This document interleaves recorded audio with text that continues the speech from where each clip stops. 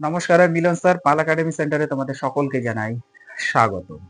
আমি আজকে তোমাদের কাছে নিয়ে এসেছি আরআরবি রেলওয়ে গ্রুপ ডির তোমাদের 27 নভেম্বরের কিছু ম্যাথের প্রশ্ন আমি পেয়েছি। তো আজকের এই টিউটোরিয়ালটিতে তোমাদের সাথে সেই ম্যাথের প্রশ্নগুলি নিয়ে একটু আলোচনা করব।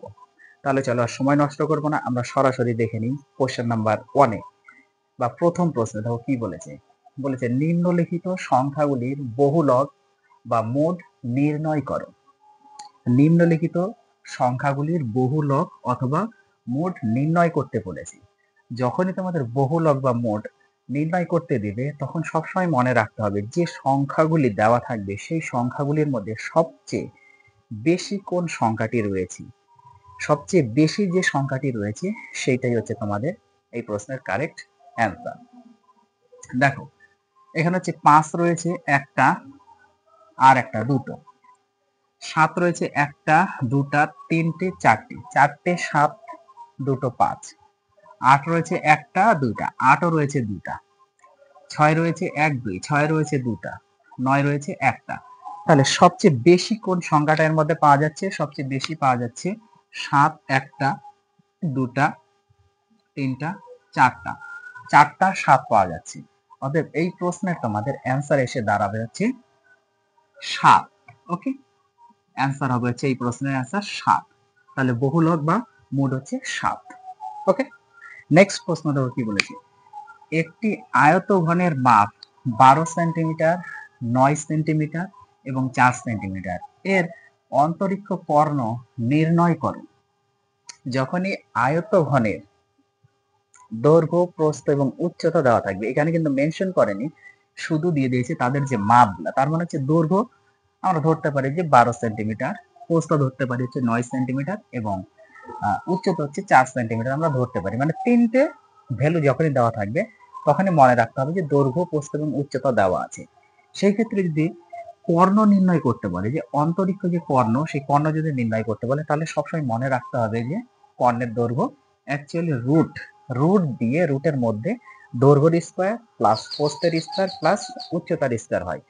তাহলে আমরা রুটের মধ্যে দৈর্ঘ্য মানে আমরা ধরে নিয়েছি 12 তার স্কোয়ার, প্লাস প্রস্থ মানে ধরে নিয়ে যাচ্ছে 9 তার স্কোয়ার, উচ্চতা মানে ধরে নিয়েছে হচ্ছে 4 তার স্কোয়ার করে দিয়েছি। এখন রুটের মধ্যে 12 এর স্কোয়ার করলে হচ্ছে 144, 9 এর স্কোয়ার করলে হচ্ছে 81, 4 এর স্কোয়ার করলে হচ্ছে 16 লিখে দিয়েছি।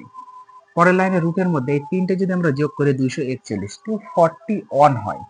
এখন 241 যদি আমরা একটু ক্যালকুলেশন করি রুট থেকে, তাহলে কিন্তু তোমাদের এসে দাঁড়াবে 15.524। এখন কোশ্চেন হচ্ছে 15.524 তোমাদের অপশনে কত ছিল? দেখা গেল 15.50ও থাকতে পারে, 15.5-এও রাখতে পারে, 15.52-তেও রাখতে পারে। আমি এটা জানি না যে অ্যাকুরেট কত ছিল। তাহলে যেটা অ্যাকুরেট ছিল, যারা অ্যাকুরেটটা দিয়েছে তাদের জন্য কারেক্ট। তো মেন ক্যালকুলেশন হচ্ছে 15.524 এসেই দাঁড়াবে। ওকে, নেক্সট প্রশ্ন দেখো কি বলেছে। কোন সংখ্যাকে 20% বাড়ালে তা 360 হয়, আসল সংখ্যার 10% কত? আমরা যদি আসল সংখ্যাটা জানতামই তাহলে তো 10% সরাসরি বের করে দিতাম, আসল সংখ্যাটাই তো জানি না। কিন্তু কোন সংখ্যাকে 20% বাড়ালে তা 360 হয় বলে দিয়েছে। তাহলে কোন সংখ্যাকে 20% বাড়াচ্ছি, 20% বাড়ানো মানে হচ্ছে 120। তাহলে টোটাল হচ্ছে আমরা লিখতে পারি 20% বাড়ানো মানে 120। শতকরা হিসাব সবসময় 100 হয়, এই জন্য 100-র সাথে 20 যোগ করলে 120। 120 এর সাথে আমাদের কত সমান হচ্ছে 360, তাই তো? 20% বাড়ালে 360 হয়, তার মানে 120 এর সাথে আমার সমান হচ্ছে 360। এখন এই 120 এর সাথে কত গুণ করলে 360 হচ্ছে? দেখা যাচ্ছে যে 3 গুণ করলে, তাহলে 3 গুণ করলে হচ্ছে 360 হয়, এর সাথে সমান হচ্ছে 3 গুণে। এখন 20%-এর হিসাবে যদি আমরা আসি তাহলে কত হচ্ছে? 120, 120 হচ্ছে 360। এখন 360 থেকে যদি আসি তাহলে দেখা যাচ্ছে যে আমাদের হচ্ছে 3 গুণ হচ্ছে, 3 গুণ। এবার 20%-এর হিসাবে হচ্ছে আমাদের এইটা 3 গুণ। এবার যদি 100%-এর হিসাবে যদি করি তাহলে 100%-এর হিসাবে হচ্ছে, তার মানে 100-র সাথে 3 গুণ হবে। 20% হিসাবে 3 গুণ, তাহলে 100%-এর হিসাবে যদি আমরা করি তার মানে 100-র সাথে 3 গুণ হবে, তাহলে এটা হচ্ছে 300। তাহলে এটা হচ্ছে 300। তাহলে মেন সংখ্যা বা আসল সংখ্যা আমরা পেয়ে গেছি হচ্ছে 300। এখন 300-র কত পার্সেন্ট? 10% কত? 300-র 10% কত সেটা আমাদের বের করতে বলেছে। দুটা 0 0 কেটে গেলে 3 আর 10 গুণ করলে 30, তাহলে 30% হচ্ছে এই প্রশ্নের তোমাদের অ্যান্সার। ওকে, নেক্সট কোশ্চেন দেখো কি বলেছে। একজন দোকানদার 100 টাকা পার কেজি এবং 50 টাকা পার কেজি দরের সুহাগী মিশিয়ে 96 টাকা কেজি দরে বিক্রি করে 20% লাভ করে।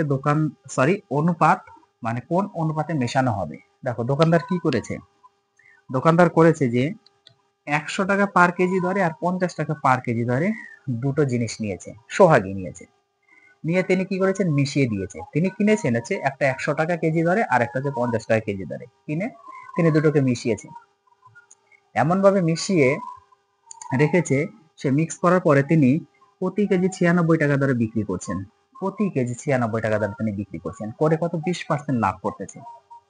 তাহলে তিনি কোন অনুপাতে মিশিয়েছিলেন সেটা হচ্ছে আমাদের বের করতে হবে। আমরা জানি না, এই দুটো আপাতত একটু ছাড়ো, এই দুটো তিনি কত টাকায় কিনেছেন এটা একটু ছেড়ে দাও।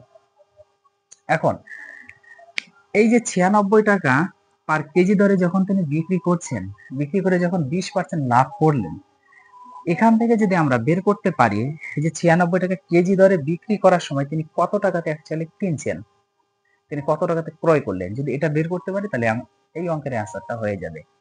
এর আগের পার্টের যারা আমার ক্লাসটা দেখেছো ম্যাথের, তারা যদি দেখে থাকো তাহলে আজকের এই অঙ্কটিতে অনেক সুবিধা হবে। দেখো 20% মানে আমরা লিখে নেব 20%, আর তো পার্সেন্টেজ আমাদের দেওয়া নেই, একটা আছে মানে একটা।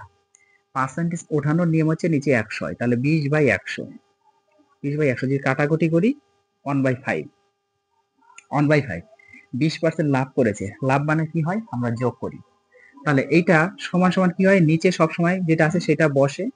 এবার লাভ হলো হচ্ছে যোগ করে বসাবো, আর ক্ষতি হচ্ছে বিয়োগ করে বসাবো। যোগ কিভাবে হবে, নিচেরটা থেকে উপরেরটা যোগ, নিচেরটা থেকে উপরেরটা যোগ, তাহলে 5 আর 1 6 হয়ে গেল, হয়ে গেল এতটুকু। তারপর কি হয়, এখানে যে সংখ্যাটা আছে সেই সংখ্যাটা আমরা এখানে নিয়ে নেব 96, 96 টাকা কেজি দরে তিনি বিক্রি করছেন। এখন 96 কে 6 দ্বারা ডিভাইড করো, কত হয়, যদি আমরা কাটাকুটি করি 6 দিয়ে, তাহলে 6 অক্ষে 6, 36, 6 6 36, 16 হয়। তাহলে এখানে যদি 16 হয় তাহলে এখানেও আমরা 16 নিব। মনে পড়ে, এখানে যদি 16 হয় এখানে আমরা 16 নিব। 16 সাথে যদি 5 গুণ করি, 5 16 80, 80 টাকা আমরা পেয়ে গেছি। তার মানে ওই ব্যক্তি 80 টাকাতে কিনেছেন, তার মানে ক্রয় মূল্য তার হচ্ছে 80 টাকা পেয়ে গেছি। এখন একটা তিনি 100 টাকা আর একটা কত 50 টাকা, দেখো 100 টাকা আর একটা 50, এই যে একটা 100 আর একটা হচ্ছে 50, এইভাবে তিনি নিয়েছেন। আর তিনি বিক্রি করছেন হচ্ছে 80, আর একটা কিনেছেন হচ্ছে 80, তাই তো। কখন কিনেছেন, যখন 96 টাকাতে তিনি বিক্রি করছেন, তখন সেই হিসাবে হচ্ছে আমাদের 80। তারপরে এখন দেখা যাচ্ছে যে এই 80 থেকে 50 যদি আমরা বাদ দিই তাহলে হচ্ছে কত, 30 হচ্ছে। এবার 100 থেকে যদি 80 বাদ দিই তাহলে দেখা যাচ্ছে যে 20 হচ্ছে। এইভাবে অঙ্কগুলা করতে হবে তোমাদের। 80 থেকে 50 বাদ দিলে 30, 100 থেকে 80 বাদ দিলে, তার মানে বড়টা থেকে ছোটটা সবসময় বাদ দিতে হবে। বাদ দিয়ে দাও, কোনো অসুবিধা নেই। তাহলে আমরা পেলাম হচ্ছে 30 আর কত পেলাম, 20 পেলাম। তাহলে এই দুটো থেকে যেটা অনুপাত আসবে সেটাই হচ্ছে এই প্রশ্নের অ্যান্সার। তো এইভাবে মানে শর্ট সময় এবং শর্ট ট্রিক্স এর মধ্যে তোমাদের করতে হবে। তাহলে 3:2 অনুপাতে ওই ব্যক্তি মিশিয়েছিল সোহাগকে। ওকে, সোহাগকে অ্যাকচুয়ালি মিশিয়েছিল।